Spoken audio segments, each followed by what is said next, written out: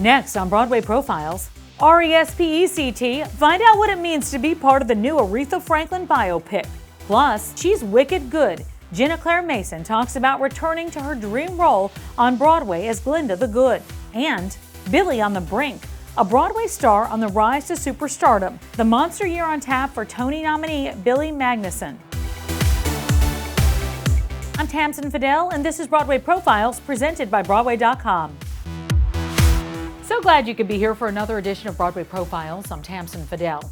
Aretha Franklin, a music icon, an activist, a star. Now we're getting excited for one of the movie musical events of the summer, Respect.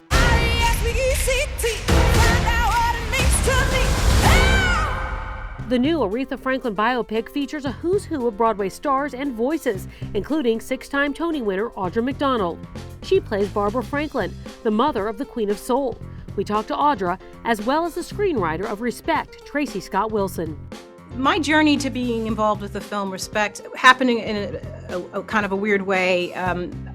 Aretha Franklin had spoken on camera a few times about me being somehow involved in the film, and at one point, years ago, possibly playing her, but Jennifer Hudson came on the scene, and then Aretha was like, oh, never mind, not you, her. Okay. Find out what it means to me. You really like it? We love it. Re.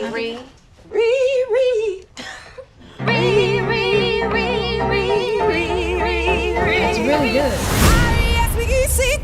Find out what it means to me. Jennifer was picked by Aretha herself to star in this movie. Jennifer sang for her many times when later on, when Aretha wasn't feeling well, she would sing in her stead, and so she knew her. So that was just set in stone, and there was just no. And then of course it's just like, well, of course, who else? Working with Jennifer was such an incredible treat and an honor. I was so impressed when we worked together in the moments that we shared in the scene, how committed and disciplined and focused she was, and how, in what looked to me, how effortlessly she became Aretha.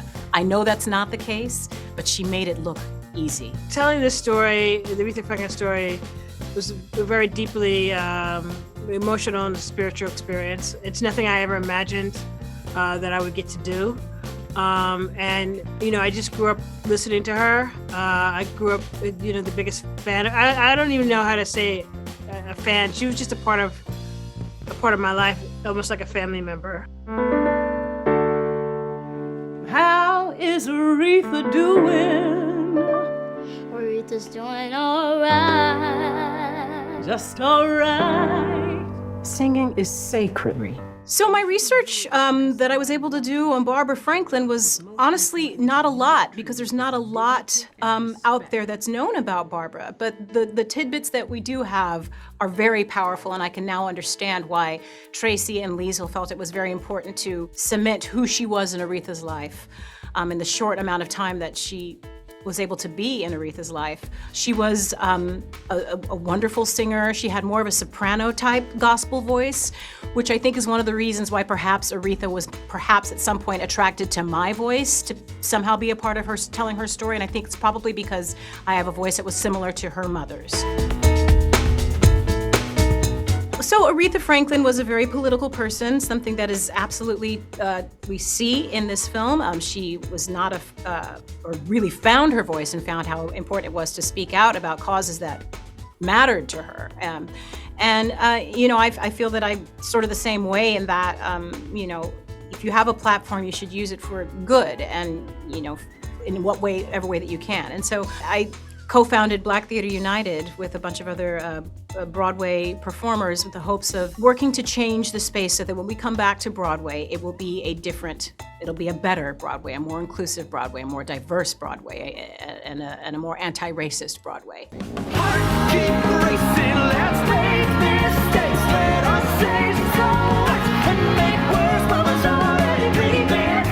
You're definitely going to want to go back for more. Broadway is serving up a second helping of Waitress.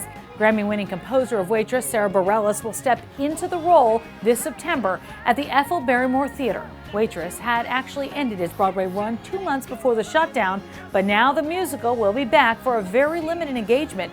Waitress, along with Hadestown, are slated to be the first Broadway musicals to return beginning September 2nd. The Broadway community is the heartbeat of New York City. I'm not the first to say it. I am echoing sentiments of people all over the world who feel like the pulse of this city is born in and out of this 10-block radius here.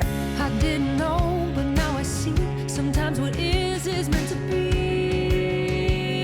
When we talked about bringing Waitress back, the idea of being a part of the first night of shows back on Broadway gave me goosebumps. I swear I'll remember to say we were both. This opportunity to stand on stage and to feel the return, especially for my castmates and musicians and crew members and house staff and people who have been waiting to get the green light to go back to work. Mountains were moved to make it happen, and we're thrilled to say that the diner will get one more run on Broadway. For you. Well, you can't keep a good witch down. Wicked returns to Broadway September 14th. Before the shutdown, Jenna Claire Mason starred as Glinda the Good. It's her dream role, and she can't wait to get back to it. But while we're all counting down the days till the return of Broadway's biggest musicals, Jenna's life during COVID has changed in some big ways.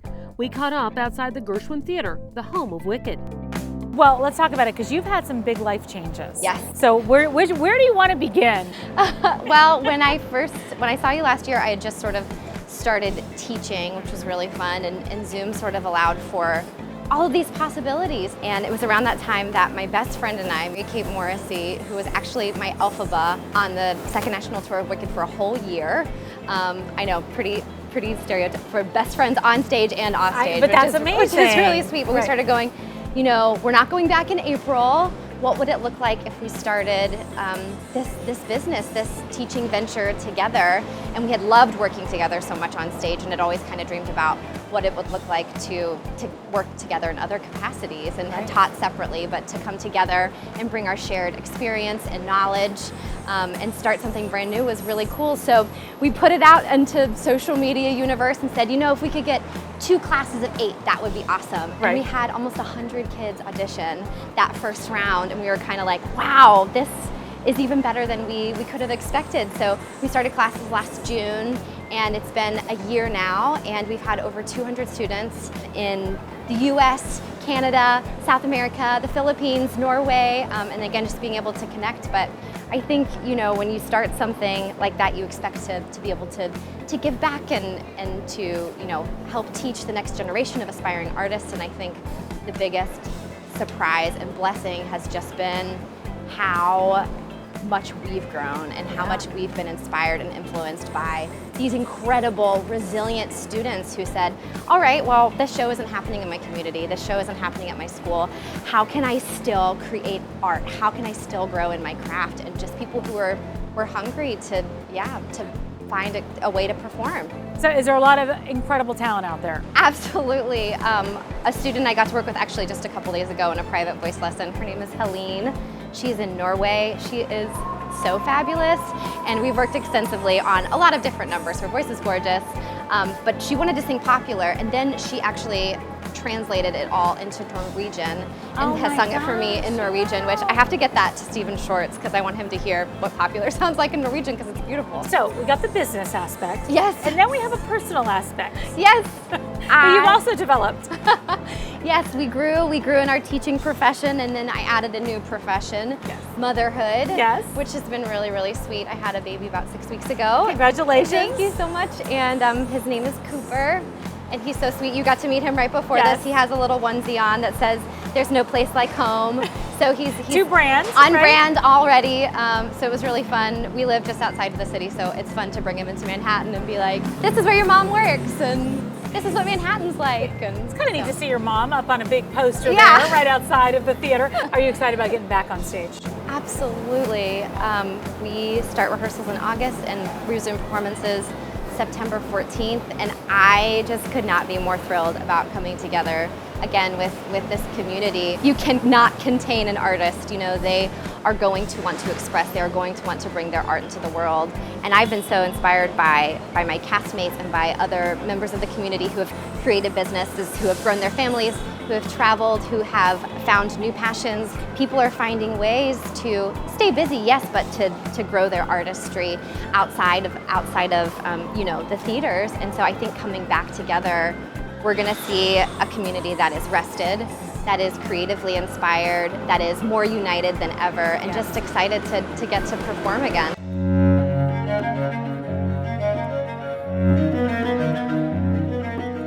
Check this out, an incredible new way to experience the immersive Van Gogh experience in New York through yoga.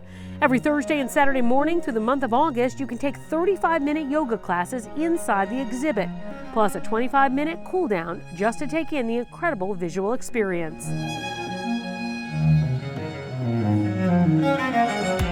Right now, Billy Magnussen is that guy. He's a Tony nominee, and we've seen him in supporting roles in a bunch of great TV shows and movies. But soon, he's gonna be the guy. Right, Paul? Tamsin, this guy is about to rocket into the stratosphere. He's on the verge of mega stardom.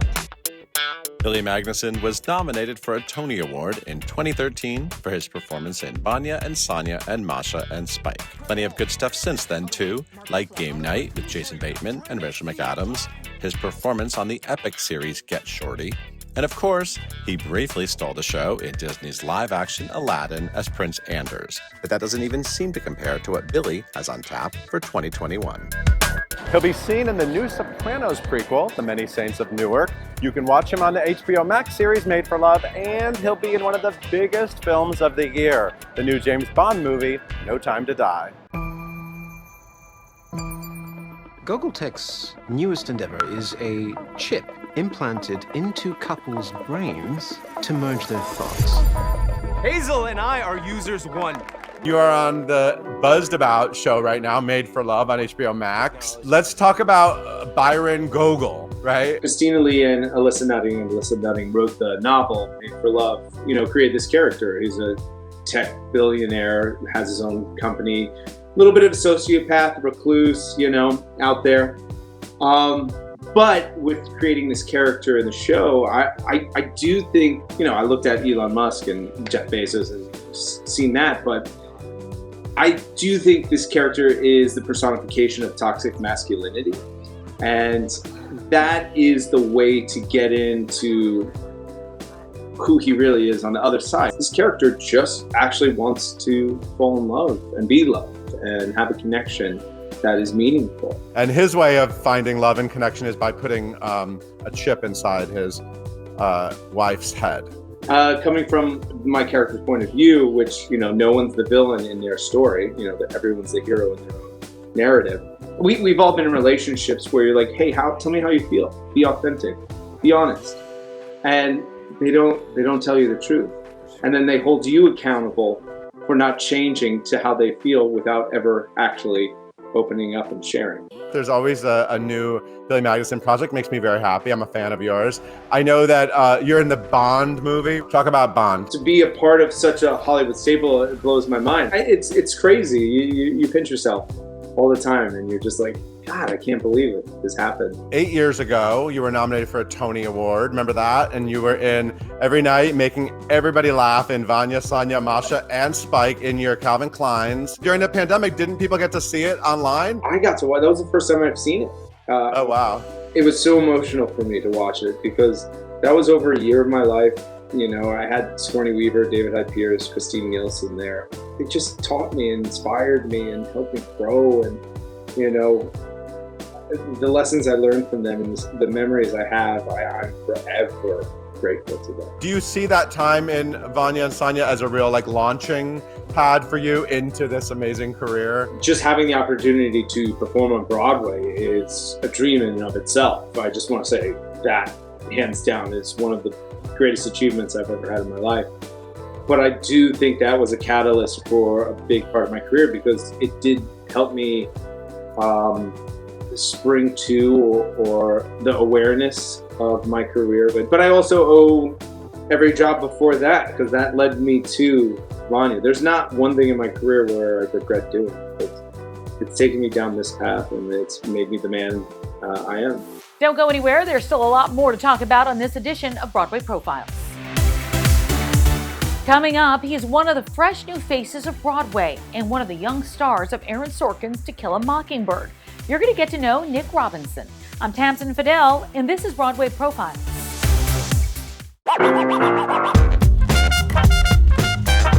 Aaron Sorkin's To Kill a Mockingbird took Broadway by storm in 2018. It was still one of the hottest tickets in town right up until the shutdown. Well, it's coming back to Broadway this October with Jeff Daniels returning to the starring role as Atticus Finch. Nick Robinson plays Atticus's son, Jem Finch, and he's this week's fresh face. I really have extremely fond memories of growing up in Seattle. I grew up, going into the outdoors a lot and kind of being in nature and allowed the freedom to have this big imagination. I found myself drawn towards, performing relatively early. I ended up doing some community theater in Seattle, and I loved it. My first role was the Monkey King in The Wiz, and knocked him dead. It came very naturally to me. I'd already spent a lot of my time sort of, make-believe and pretending, and this was just a natural sort of extension of that. I did To Kill a Mockingbird at the Intiman Theater with Bart Shear when I was about 12. And so this is like a very surreal full circle moment on so many levels. There's a lot to admire, I think, about Jem. He's a very truthful character. He's got a lot of heart. He's sort of one of the more fiery aspects of the Finch family. He is constantly at odds with his dad, especially in this particular adaptation. But what I think Jem ultimately has is this very strong sense of the world and moral compass and sense of right and wrong, which I admire. And he has the kind of moxie to really stick by his beliefs and fight for them and be outspoken. Broadway has definitely been a bucket list item for me. Having started in theater and kind of coming back to theater, especially in this show with this personal history that I have attached to it, is really pretty special. Couldn't have asked for it to work out any better than it did, and just very happy to be a part of this production. Still ahead, it is a miracle they can walk, much less dance. After the break, the incredible story of how Mars Rucker battled a deadly childhood illness only to survive and thrive on the Broadway stage. We'll be back in just a few. When Broadway returns, it is one of the shows we are most excited to see, the Tina Turner musical. It's got all the great songs, incredible performances, terrific dancing, and a ton of energy. Mars Rucker originated the role of Tina Turner's sister. It's an incredible real-life story. Paralyzed as a child, now Mars is dancing on the Broadway stage. I grew up in Houston, Texas, and my childhood was a vibrant one. Always in dance class, and then when I was 6, I actually got transverse myelitis, so I was paralyzed from my entire body down except for my left arm and my face for like a year, and went into rehab, and then had a miracle situation where I regained my ability to walk, but I had to go to rehab and relearn everything, and got back into dance when I was like 7, 8. I was told that I was not going to be able to move ever again in my life, or I would die because it would go to my heart and my heart would become paralyzed. So my expectation was that I wouldn't be able to move, so I kind of got into watching film and watching dance. So once I was able to get back into it, it was this different drive for it that I had never had before. Stepping back into dance after that was incredibly emotional. My movement was different because I still have no feeling on parts of my legs, so I had to kind of relearn how to move, but it was also this incredibly grateful moment for me to step back into a studio and be able to dance after not expecting to ever be able to move again in my life. Singing, acting, and dancing was very separate for a long time because I did not know what theater was until I saw Glee, which is very cliche. I think it's incredibly important to represent people who look like me and are like me. I am non-binary, which that representation is not high on Broadway, and that's been incredibly exciting, but also terrifying. Representation saves lives, and especially for Black non-binary people, we are not often represented. art has been about me working for the people, and I specifically like to speak for the forgotten voice that has not been heard. I'm excited to be able to step into that position or opportunity here. And that's going to do it for us. Until next time, I'm Tamsin Fidel, and this is Broadway Profiles presented by Broadway.com.